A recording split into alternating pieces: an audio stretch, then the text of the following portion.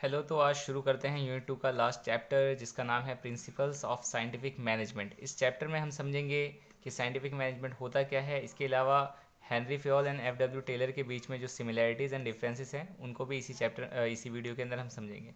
चलिए शुरू करते हैं वीडियो को। अगर हम बात करें साइंटिफिक मैनेजमेंट की, तो साइंटिफिक मैनेजमेंट एक ऐसा मैनेजमेंट है जिसके अकॉर्डिंग अगर काम को साइंटिफिकली एनालाइज किया जाए तो उस काम को करने का बेस्ट वे फाइंड करना पॉसिबल हो जाएगा। यानी एक ऐसा मैनेजमेंट है जो ये कहता है कि हर काम को करने से पहले उसको एनालाइज करो ताकि उस काम को अच्छे से अच्छे तरीके से किया जा सके।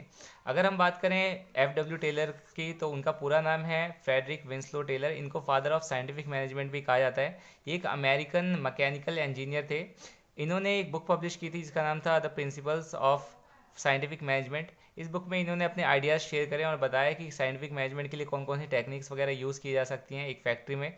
इसके अलावा और भी बहुत कुछ बताया इन्होंने। इसके अलावा इनका ये भी मानना था कि जॉब को अगर सिंपल किया जाए तो प्रोडक्टिविटी जो है वो इंक्रीज़ की जा सकती है वर्कर्स की, जिससे फ़ायदा वर्कर्स का भी होगा और एम्प्लॉयर का भी होगा।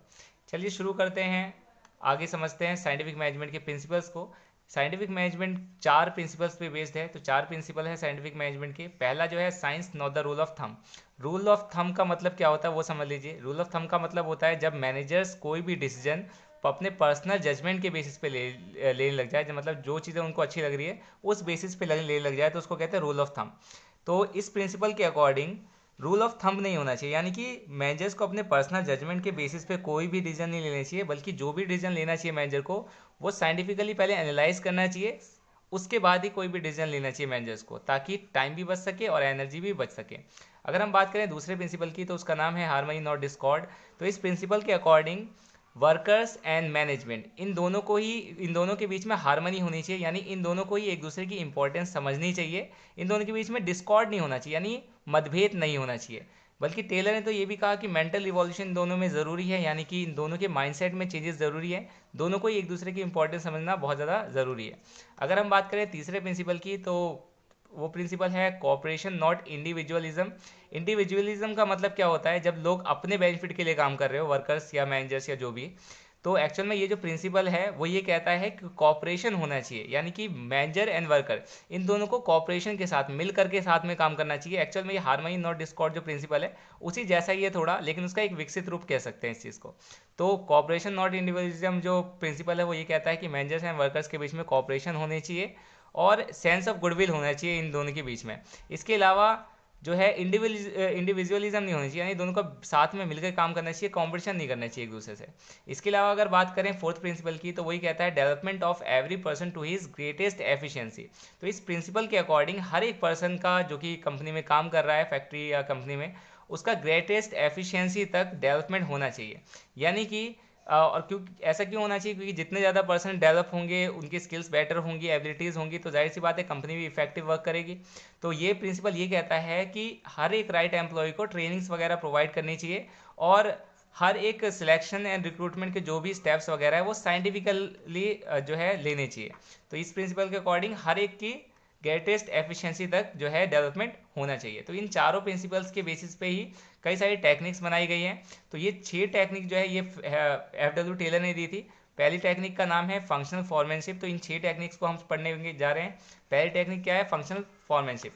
तो एक्चुअल में एफ डब्ल्यू टेलर का जो ये मानना था कि देखिए, जो सुपरवाइजर जो वर्कर्स को सुपरवाइज करता है या मैनेजर्स जो वर्कर्स से डील करते हैं, उनमें कई सारी क्वालिटीज़ होनी चाहिए और एक इंसान के अंदर सारी क्वालिटीज़ हो ये ज़रूरी नहीं है। तो एफ डब्ल्यू टेलर के अकॉर्डिंग फंक्शनल फॉर्मेनशिप टेक्निक में उन्होंने ये कहा कि सुपरवाइजर्स या फॉरमैन जो होते हैं उनको कई भागों में डिवाइड कर देना चाहिए। एक फॉर्मेन नहीं होना चाहिए, कई होना चाहिए, ताकि स्पेशलाइजेशन के बेनिफिट मिल सके और हर किसी को अलग अलग काम देना चाहिए। अब इस फंक्शनल फॉर्मेनशिप टेक्निक में क्या किया जाता है, दो जितने भी मैनेजर्स हैं काम करने वाले फैक्ट्री में, उनको दो भागों में डिवाइड किया जाता है। पहला प्लानिंग डिपार्टमेंट और दूसरा प्रोडक्शन डिपार्टमेंट। चलिए समझते हैं इन भागों में कौन कौन से लोग काम करते हैं। तो फैक्ट्री मैनेजर्स को दो भागों में डिवाइड करना चाहिए फंक्शनल फॉर्मेनशिप के अंडर। इसके अलावा इन दोनों ही डिपार्टमेंट में चार चार ऑफिसर्स होने चाहिए। पहला ऑफिसर अगर बात करें प्लानिंग डिपार्टमेंट की, तो पहला ऑफिसर जो प्लानिंग डिपार्टमेंट का होगा वो होगा रूट क्लर्क। रूट क्लर्क का काम क्या होगा, ये एक्चुअल में रूट क्लर्क डिसाइड करता है कि पूरे दिन का रूटीन क्या होगा, क्या काम किया जाएगा वर्कर्स के द्वारा, कहाँ किया जाएगा और कौन से सीक्वेंस में किया जाएगा, कौन सा काम पहले किया जाएगा, कौन सा बाद में किया जाएगा। तो ये सब डिसाइड करना रूट क्लर्क का काम होता है। इंस्ट्रक्शन कार्ड क्लर्क जो ऑफिसर होता है, ये एक्चुअल में इंस्ट्रक्शन देता है कि एक्चुअल में किसी पर्टिकुलर को काम करने का क्या क्या प्रोसीजर होगा, काम करने का, रॉ मटेरियल कौन से यूज़ होंगे प्रोडक्ट को बनाने में, मशीनरी कौन सी यूज़ होगी, टूल्स कौन से यूज़ होगा। तो ये सब इंस्ट्रक्शन देना इंस्ट्रक्शन कार्ड क्लर्क का काम है। ये जो भी इंस्ट्रक्शन होता है कार्ड में बना करके गैंग बॉस तक सौंपता है जो काम करवाता है। इसके बारे में हम बाद में बात करेंगे। अगर बात करें हम टाइम एंड कॉस्ट क्लर्क की, तो ये तीसरा ऑफिसर है प्लानिंग डिपार्टमेंट में। इस टाइम एंड कॉस्ट क्लर्क का काम क्या होता है, ये डिसाइड करता है कि किसी काम को करने में कितना टाइम लगना चाहिए और कितने कॉस्ट में वो काम हो जाएगा। तो ये डिसाइड करना इसका क्लर्क का काम होता है। अगर चौथे क्लर्क की बात ऑफिसर की बात करें प्लानिंग डिपार्टमेंट में, तो उसका नाम है डिसिप्लिनेरियन। नाम से पता चल रहा है एक ऐसा ऑफिसर जो कि डिसिप्लिन के लिए रिस्पॉन्सिबल होता है। तो ये इस ऑफिसर का काम होता है कि डिसिप्लिन बना रहे, कोई भी कॉन्फ्लिक्ट के चांसेस ना हो वर्कर्स एंड जो काम कर रहे सुपरवाइजर्स हैं उनके बीच में या आपस में। अगर हम बात करें दूसरे डिपार्टमेंट की, तो फंक्शनल फॉर्मेनशिप में जो दूसरा डिपार्टमेंट होता है वो होता है प्रोडक्शन डिपार्टमेंट। उसमें 4 ऑफिसर इसमें भी होने चाहिए, यानी दोनों ही डिपार्टमेंट में 4 ऑफिसर होने चाहिए। प्रोडक्शन डिपार्टमेंट में जो फर्स्ट ऑफिसर होगा उसका नाम है स्पीड बॉस। स्पीड बॉस का काम क्या होता है, एक्चुअल में स्पीड बॉस ये चेक करता है जो प्रोडक्शन की स्पीड है वो सही है या नहीं है। अगर उसको लगता है कि स्पीड कम है तो उस केस में वो उस स्पीड को बढ़ा, क्या क्या रीज़न है कम होने की, उस चीज़ को ठीक करने की कोशिश करता है। इसके अलावा अगर बात करें दूसरे ऑफिसर की, तो वो है गैंग बॉस। एक्चुअल में वर्कर जितने भी होते हैं फैक्ट्री के अंदर में, उन बहुत सारे होते हैं, तो उन सभी को ग्रुप में डिवाइड किया जाता है। उनका जो लीडर होता है उसको हम गैंग बॉस कहते हैं। तो गैंग बॉस का काम क्या होता है, एक्चुअल में इसका काम ये होता है, देखना होता है कि जो मशीनरी एंड वर्कर्स हैं वो फिट हैं कि नहीं। इसके अलावा रॉ मटेरियल्स अवेलेबल करवाना वर्कर्स को, ये भी जिम्मेदारी किसकी होती है, गैंग बॉस की होती है। इसके अलावा अगर बात करें प्रोडक्शन डिपार्टमेंट में, तीसरा जो ऑफिसर होता है वो होता है रिपेयर बॉस। इसका काम होता है ये देखना कि जो भी मशीन वगैरह या टूल्स वगैरह यूज़ में आ रही है वर्कर्स के, वो वर्किंग कंडीशन में हो। यानी किसी को भी अगर रिपेयर की ज़रूरत पड़ेगी मशीनरी टूल्स वगैरह को, तो इसको रिपेयर करवाने की जिम्मेदारी रिपेयर बॉस की होती है। चौथा जो ऑफिसर होता है इंस्पेक्टर। इंस्पेक्टर एक्चुअल में क्वालिटी चेक करता है। अगर उसे लगता है प्रोडक्शन क्वालिटी ठीक नहीं है तो उस केस में वो करेक्टिव मेजर्स वगैरह लेता है ताकि उसकी क्वालिटी प्रोडक्शन की सही हो सके। तो फंक्शनल फॉर्मनशिप टेक्निक के अंदर में फैक्ट्री मैनेजर को 2 डिपार्टमेंट डिवाइड किया जाता है और इस तरह से 4 जो है स्पेशलिस्ट दोनों डिपार्टमेंट में या ऑफिसर्स जो है रखे जाते हैं। आई होप आप समझ गए होंगे फंक्शनल फॉर्मनशिप टेक्निक को। अब बात करते हैं दूसरी टेक्निक की। उससे पहले आपको बता दूं, अगर आप नोट्स बना रहे हैं तो आप इन फ्लूट क्लर्क इन सब की जो एक्सप्लेनेशन है इन सबको लिख सकते हैं, स्क्रीनशॉट ले सकते हैं। चलिए अब शुरू करते हैं हम दूसरी टेक्निक के बारे में। तो जो दूसरी टेक्निक है साइंटिफिक मैनेजमेंट में जो एफडब्ल्यू टेलर ने दिया है वो है स्टैंडर्डाइजेशन ऑफ वर्क। एक्चुअल में काम में बहुत सारे डिफरेंट फैक्टर्स होते हैं, तो डिस्कशन या सोच विचार के बाद डिफरेंट फैक्टर्स से रिलेटेड जो स्टैंडर्ड सेट करने को ही हम कहते हैं स्टैंडर्डाइजेशन। यानी कि ऐसा प्रोसेस जिसमें हम डिफरेंट फैक्टर्स से रिलेटेड स्टैंडर्ड सेट करें, उस प्रोसेस को हम स्टैंडर्डाइजेशन कहेंगे। और स्टैंडर्ड्स कई चीज़ों के लिए किए जा सकते हैं सेट, जैसे काम कितना किया जाना है वर्कर्स के द्वारा, मटेरियल्स किस तरह के यूज़ होने हैं, मशीनरी वगैरह। ठीक है। अगर हम बात करें स्टैंडर्डाइजेशन की, तो 4 तरह की चीज़ों से रिलेटेड कई स्टैंडर्ड सेट किया जाता है जनरली। पहला है मटेरियल। तो स्टैंडर्डाइजेशन ऑफ मटेरियल का मतलब होता है जब फिनिश गुड्स की क्वालिटी, जिस क्वालिटी में फिनिश गुड्स बनने हैं उस क्वालिटी के लिए कौन से मटेरियल होनी चाहिए, किस क्वालिटी के मटेरियल होनी चाहिए, इससे रिलेटेड जो स्टैंडर्ड सेट किए जाते हैं उसको स्टैंडर्ड मटेरियल कहते हैं। मशीनरी कौन सी यूज़ होनी चाहिए गुड्स को बनाने के लिए, यानी प्रोडक्ट्स को बनाने के लिए, उससे रिलेटेड स्टैंडर्ड को स्टैंडर्डाइज मशीन एंड टूल्स कहते हैं। और कौन से मेथड का यूज़ करना चाहिए प्रोडक्ट को बनाने के लिए, क्योंकि कई मेथड्स हैं, उनमें से कौन से मेथड को सिलेक्ट करना चाहिए ताकि कम से कम कॉस्ट में कम से कम टाइम में बन सके चीज़ें, उस मेथड को स्टैंडर्ड सेट करने को हम स्टैंडर्डाइजेशन मेथड ऑफ मेथड कहते हैं। अगर हम बात करें वर्किंग कंडीशन को, तो इसको भी स्टैंडर्डाइज किया जाता है, यानी कि जिस वर्क प्लेस पे काम कर रहे हैं वहाँ की वर्किंग कंडीशन क्या है, जैसे टेम्परेचर क्या है, इसके अलावा वेंटिलेशन क्या है, इसके अलावा क्लीननेस क्या है, यानी सफाई वगैरह है कि नहीं।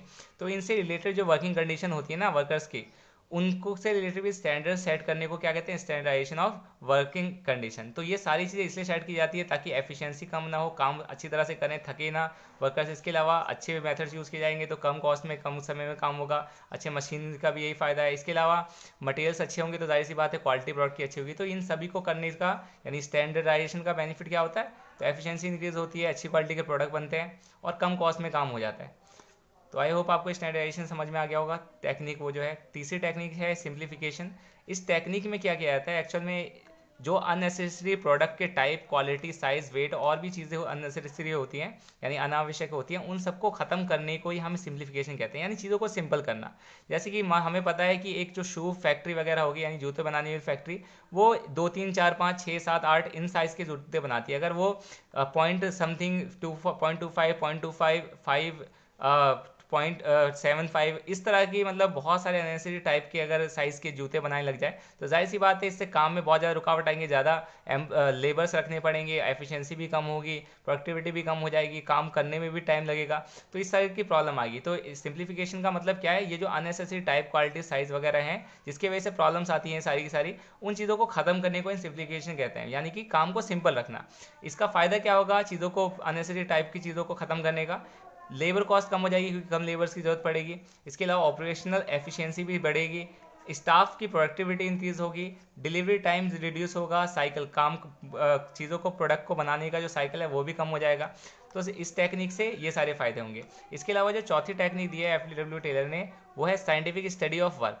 एक्चुअल में साइंटिफिक स्टडी ऑफ वर्क जो टेक्निक है वो, उसका मतलब है कि जब भी हम कोई काम कर रहे हो ना तो उसको एनालाइज करें, स्टडी करें उसकी, ताकि अच्छे से ऐसे क्वालिटी के प्रोडक्ट बनाए जा सके और कम से कम कॉस्ट पे। तो उसी स्टडी को हम क्या कहेंगे, साइंटिफिक स्टडी ऑफ वर्क। और कौन कौन सी स्टडी की जाती है वर्क के समय, तो method study, motion study, time study और फैटिग स्टडी। तो ये 4 टाइप की स्टडीज की जाती हैं ताकि एक्चुअल में हम कम अच्छे से अच्छी क्वालिटी के जो प्रोडक्ट हैं कम से कम कॉस्ट में बनाए जा सके। तो ये चारों स्टडी को हम समझते हैं एक एक करके। मेथड स्टडी की अगर बात करें तो मेथड स्टडी का मतलब होता है आइडेंटिफाई करना सबसे बेहतर तरीका ढूंढना, मतलब एक ऐसा मेथड आइडेंटिफाई करना जिससे एक्टिविटी कम से कम कॉस्ट में हो सके और अच्छी तरह से हो सके। इस मेथड स्टडी को करने का फ़ायदा क्या होगा, जाहिर सी बात है कम से कम कॉस्ट में काम हो पाएगा, मेथड अच्छे यूज़ करेंगे तो कम से कम टाइम भी लगेगा। इस मेथड स्टडी को कंडक्ट करने के लिए पता करने के लिए कि मेथड कौन सा यूज़ करना है, process chart and operation research technique का यूज़ किया जाता है। यानी कि अलग अलग मेथड को पहले आइडेंटिफाई करते हैं, उसके बाद चार्ट बनाते हैं और फिर देखते हैं हर मेथड में कितना टाइम लग रहा है, कितने कॉस्ट लग रही है, और उसके हिसाब से जो भी सूटेबल मेथड होता है उसी को सिलेक्ट कर लिया जाता है। तो एक्चुअली मेथड स्टडी फाइंड करने में हेल्प करती है कि कौन से मेथड यूज़ करने चाहिए प्रोडक्ट को बनाने में। तो इसके अलावा जो दूसरी स्टडी की जाती है इस टेक्निक में वो है मोशन स्टडी। एक्चुअली हमें पता है एक वर्कर जब काम कर रहा होता है या मशीन वगैरह, तो मशीन और वर्कर जो है वो कई बार मूवमेंट करते हैं, कई बार मोशंस परफॉर्म करते हैं बहुत तरह के काम के बीच में। तो मोशन स्टडी का मतलब है जब इन्हीं मोशंस की जब स्टडी करें कि वर्कर्स कितनी बार मोशन का मूवमेंट वगैरह कर रहे हैं, इसी की स्टडी को हम मोशन स्टडी कहते हैं। अब ये स्टडी जो होता है मूवी कैमरा के थ्रू कंडक्ट किया जाती है। एक्चुअल में क्या होता है, जैसे वर्क प्लेस पे जब वर्कर्स काम कर रहे होते हैं तो कैमरा ऑन रिकॉर्ड किया जाता है उन्हें काम करते वक्त, और देखा जाता है कि वो कौन कौन सी मूवमेंट कर रहे हैं, किस किस काम को कितना, मतलब कितनी बार वो जगह से उठ रहे हैं वगैरह वगैरह।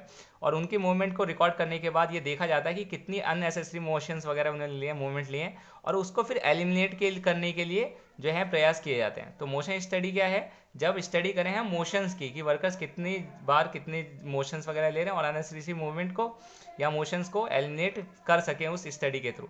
तो इसी स्टडी को हम क्या कहते हैं, मोशन स्टडी। अगर हम बात करें तीसरी स्टडी की तो उसका नाम है टाइम स्टडी। तो टाइम स्टडी का मतलब होता है ये स्टडी करना कि किसी काम को, पर्टिकुलर काम को कंप्लीट करने में कितने टाइम की रिक्वायरमेंट होगी। इससे रिलेटेड जो स्टडी होती है वो क्या कहलाती है, टाइम स्टडी। अच्छा, इस स्टडी को करने के लिए स्टॉप वॉच की हेल्प ली जाती है, यानी कि जब वर्कर्स काम करना शुरू करते हैं तो स्टॉप वॉच का यूज़ करके देखा जाता है उसको टाइम कितना लग रहा है उनको काम करने में, अलग अलग वर्कर्स को।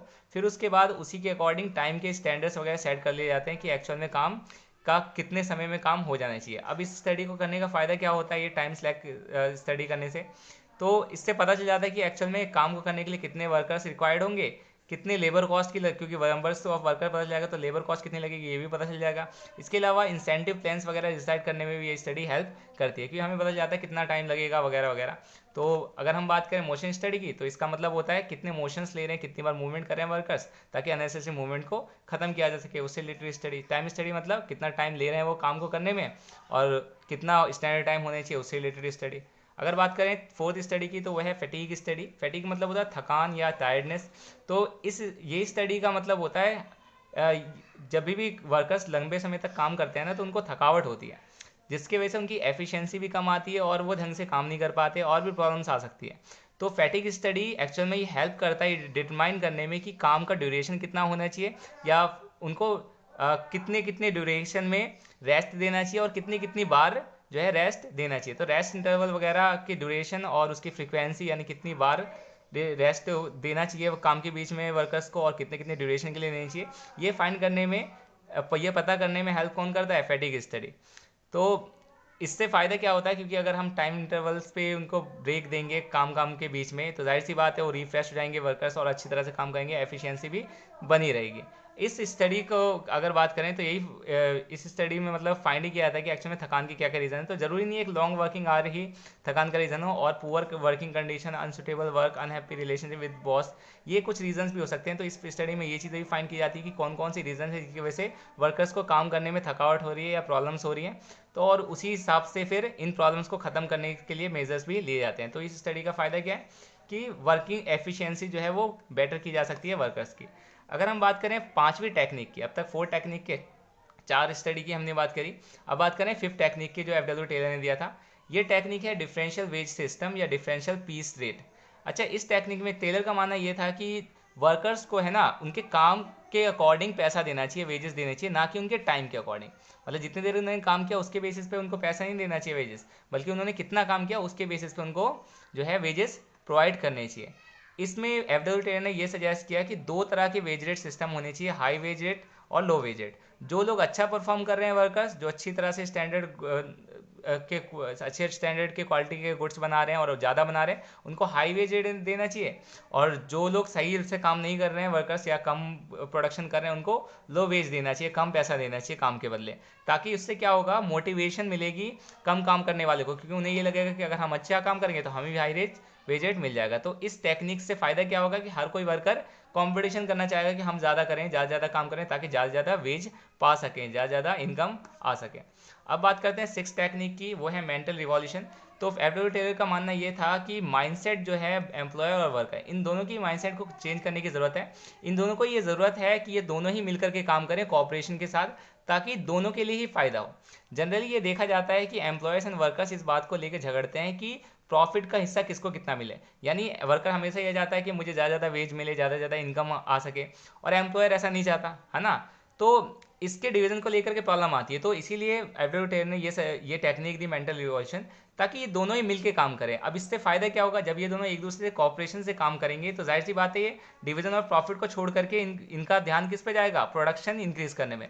और जाहिर सी बात है जब दोनों मिलकर काम करेंगे प्रोडक्शन इंक्रीज होगा, उससे प्रॉफिट इंक्रीज होगा, और जब प्रॉफिट इंक्रीज होगा तो जाहिर सी बात है डिवीजन और प्रॉफिट जैसी चीज़ें झगड़े खत्म ही हो जाएंगे। क्यों? क्योंकि जब प्रॉफिट बहुत ज़्यादा होगा तो लेबर्स को भी अच्छी सैलरी मिलेगी और एम्प्लॉयर है वो भी खुश रहेंगे। तो मेंटल रिवॉल्यूशन दोनों के लिए बेनिफिशियल है, यानी दोनों की माइंडसेट को चेंज करने की जरूरत है, ये एफडब्ल्यू टेलर ने कहा।